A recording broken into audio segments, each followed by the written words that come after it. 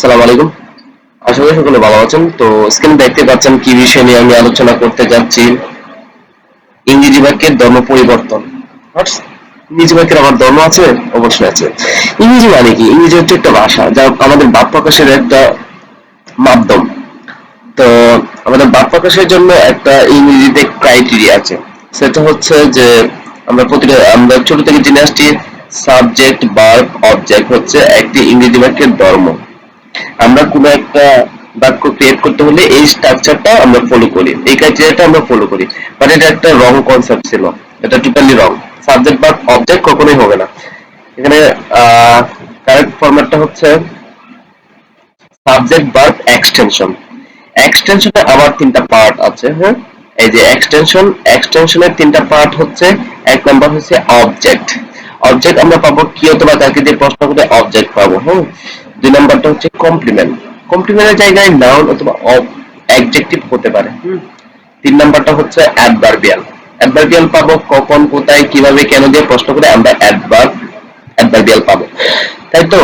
তো ইংরেজি বাক্যের ধর্মটা হচ্ছে এখন এটা সাবজেক্ট ভার্ব এক্সটেনশন। এক্সটেনশন তিনটা পার্ট আছে, অবজেক্ট, কমপ্লিমেন্ট, অ্যাডভার্বিয়াল। তো আশা করি বুঝতে পেরেছেন। তো এখন কিছু এক্সাম্পল দেখলে হয়তো জিনিসটা ক্লিয়ার হবে। তো আমরা যে ছোট থেকে জেনে আসছি যে ইংরেজি বাক্যের ধর্ম সাবজেক্ট ভার্ব অবজেক্ট, কিন্তু এটা টোটালি রং। এই যে এখানে সাবজেক্ট আছে, এটা হচ্ছে সাবজেক্ট, গোসটা হচ্ছে ভার্ব, টু স্কুল। তাহলে কি এখানে টু স্কুল অবজেক্ট? অবশ্যই না, আমরা রং মানে ভুল পড়ে আসছি। হ্যাঁ, সাবজেক্ট, আরে কোথায় গেলি? তো আমি যদি বলি এখানে হিরা হচ্ছে সাবজেক্ট, হ্যাঁ, গোস্ট হচ্ছে ভার্ব, টু স্কুল, এটা কি অবজেক্ট? অবশ্যই না। এটা হচ্ছে, আমি যদি বলি হি গোস টু স্কুল, সে কোথায় যায়? সে স্কুলে যায়। সে কোথায় যায়? স্কুলে যায়। তাহলে এটা কি? অ্যাডভার্বিয়াল। আশা করি বুঝতে পারছেন। সেকেন্ড এক্সাম্পলটা হচ্ছে শি সিং এ সং, সে গান গায়। তো আমরা অবজেক্ট কিভাবে পাই? অবজেক্ট হচ্ছে এক্সটেনশন একটা পার্ট। হ্যাঁ, এই যে এক্সটেনশন, এটা একটা পার্ট হচ্ছে অবজেক্ট, কমপ্লিমেন্ট, অ্যাডভার্বিয়াল, এই তিনটা পার্ট এটা। তো অবজেক্ট আমরা কিভাবে পাবো? কি অথবা কাকে দিয়ে প্রশ্ন করলে অবজেক্ট পাবো। হ্যাঁ, হি সিং এ সং। হ্যাঁ, হি সিং এ সং, সে সে গান গায়। সে কি গায়? সে গান গায়। তাহলে এটা কি? এ সংটা হচ্ছে এখানে অবজেক্ট। হ্যাঁ, এই যে এ সং, এটা হচ্ছে এখানে অবজেক্ট।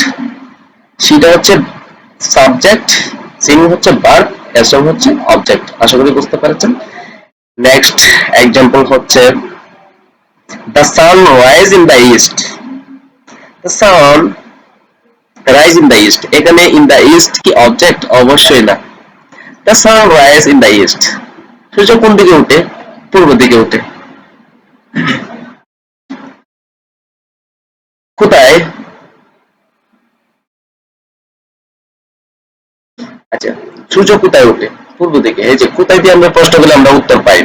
তো ফাইনাল ভার্ব, এখানে লাস্ট হচ্ছে ফাইনাল ভার্ব। ফাইনাল ভার্বকে আমরা যদি কখন, কোথায়, কেন দ্বারা প্রশ্ন করি তাহলে আমরা অ্যাডভার্বিয়াল পাবো। তো আশা করি বুঝতে পেরেছেন। এন্ড নেক্সট এক্সাম্পল হচ্ছে he is a doctor. He is a doctor. হুম, সে হচ্ছে একজন ডাক্তার। এখানে এখানে হি, এ ডক্টর এবং হি দুটো সেম জিনিস।